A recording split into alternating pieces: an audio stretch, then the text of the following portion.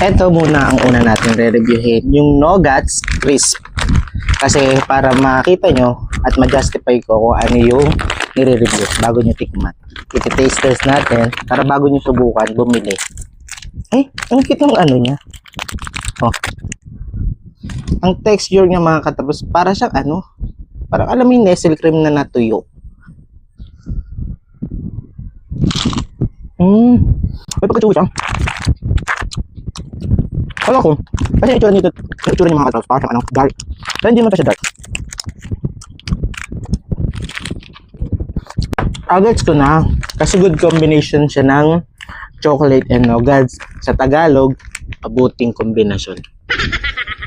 So, tumawag na lang kayo. Bilis tama kayo konti.